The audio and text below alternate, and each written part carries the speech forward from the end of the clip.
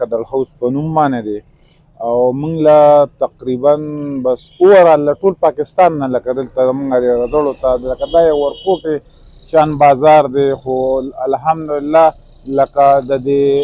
بعضې شیزونو په وجه باندې چې کوم دی نو دې د یو غټې منډۍ اهمیت اختیار کړی دی. دا باچاخاني چې کوم راغلی دې ته باچاخاني ولې ویل کې خوبي څه ده دلته دې خپل پروډکټس کوم یو دی باچاخاني دې ته ځکه وایي چې پخوا باچاخان چې کوم دی نو ټولې عمده د خمتا جوړې شوې کپړې اچولې وې او دا مخکې چې کوم دی نو څنګه به لکه د پخواني مشرانو د هغوی پټیو په هغې کې به مثال په طور چا به وي یاره د شوقیې یو باړی اوږه کرمه چا به زه شوقیې یو باړی دا شی ځان له کرمه نو داسې پخواني مشران هم دا پومبه چې به کېده نو دا به لکه د دې به کر کېده او کوم به چې کوم مشران به دې شوقیان وو هغوی به لکه یو باړی دوه باړی د پومبه چې کوم نن د دې کاش به یې کو او باقاعده د دې به دلته 100 کاله مخکې 200 کاله مخکې دلته باقاعده دې کاش کېده او بیا ټول مشرانو دلته په سرخه باندې لا څنګه چې دغه کېږي د دې نه به تار جوړېده او د هغې نه بیا چې کوم دی نو ځان له کپړې جوړولې او هغه به اوړي جمې استعمالولې هغه به داسې وي چې لکه بالکل لکه کمبل لا بړستن به لګېده خو د هغې خصوصیات به دا چې هغه به په ژمي کې ګرمې وي او په اوړي کې به چې هغې خوله جذب کوله نو هغه به چې کوم دی نو یخې وي نو ځکه چې کوم دی نو دا باچاخان هم استعمالولې او دا به دې علاقې چې څومره سپین روبي مشرانو ټولې به دغه د خمته کپړې استعمالولې نو په دې وجه باندې چې کوم دی نو دا زموږ د چارسدې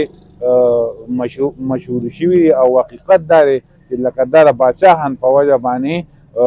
دغه شوي مشهور شوي دي خو تاسو کتلي وي علب خان به تاسو پته لګي د باچاخان یو تصویر راغلی و او اوس هم دا دی چلیږي تقریبا په هغې کې چې کوم دی نو هغه لکه د کوم باندې چې دا تار جوړېږي سرخه هغې ته موږ وایو نو هغه په خپله باندې هغه سرخې ته هم ناست دی او هغه تار چې کوم دی نو هغه لا هغه پومبه هغه ریشي او د هغې نه داګه جوړوي د پومبې نو ځکه چې کوم دی نو لکه دې ته باچاخاني ویلی شي کپړه ویلی شي او باچاخان لکه په هر ځای کې خو بار ملکونو ته تللی تاسو به کتلي وي خو هغه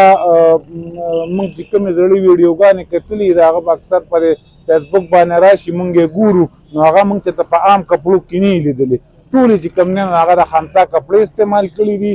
او د خمتا کپړې په کیمل کلر کې او په سپین کلر کې جوړېږي باچاخان چې کومې کپړې خوښې کړي دي نو هغه زیات چې کوم دی نو هغه په خړ کلر کې خوښې کړي دي او خړ چې کوم دی نو دا به سپینې تیارې شوې او بیا دلته زموږ کلي کې لا داسې نور داسې کسانو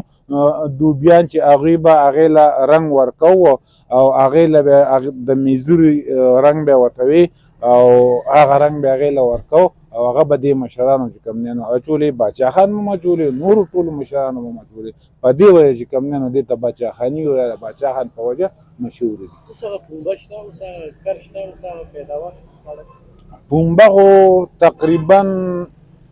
بالکل ختمه ده د پنجاب په علاقو باندې به ډېره زیاته کېده د زرګونو او د لکونو کیلوګانو په حساب باندې ملاوېده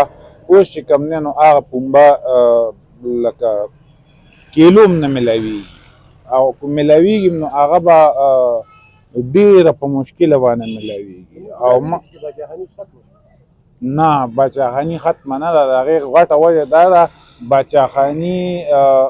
دلته چې کومه د لاس پروډکشن نو هغې وجه باندې چې کوم دی نو باچاخاني هغې ته ویلی شي چې هغه به د لاس په ذریعه باندې یو کار کو